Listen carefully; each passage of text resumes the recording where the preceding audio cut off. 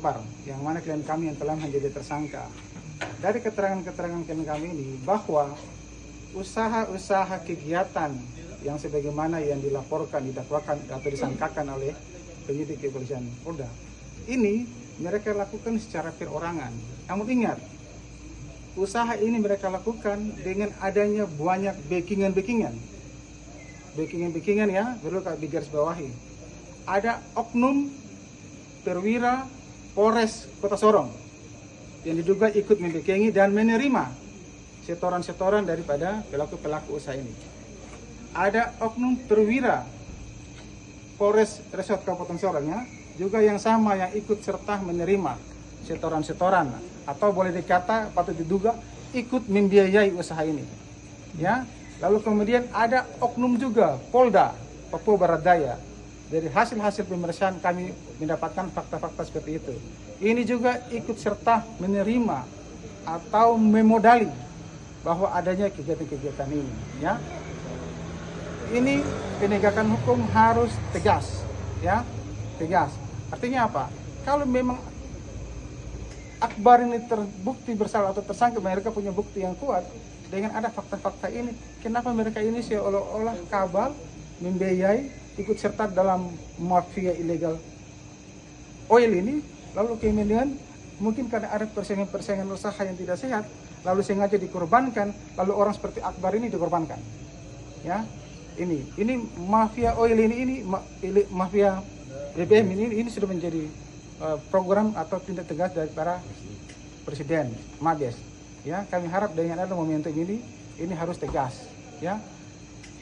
Selain klien kami ini menyerahkan menjual minyak kepada Salawati, juga kepada Masinton, kami telah memberikan keterangan pada penyidik. Silakan penyidik melakukan pengembangan. Hari ini klien kami diperiksa oleh penyidik. Kami ada sedikit beberapa argumentasi yang alot dengan penyidik.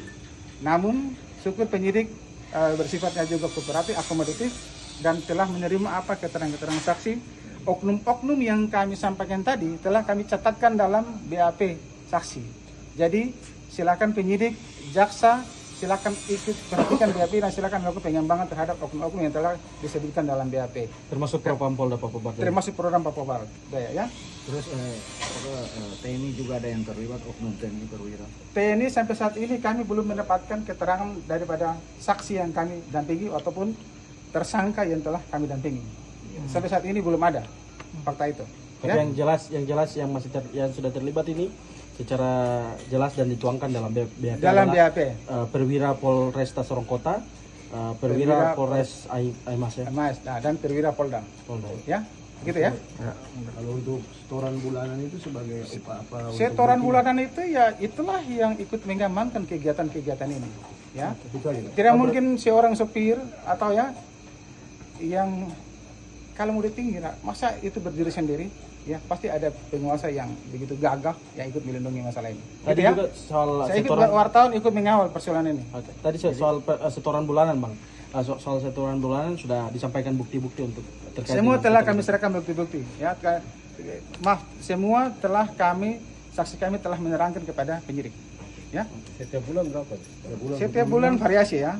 Kalau untuk Ada Polres Sorong sendiri, ada yang di Polda oknum yang mengaku ya, itu ada yang 7 juta per bulan ya.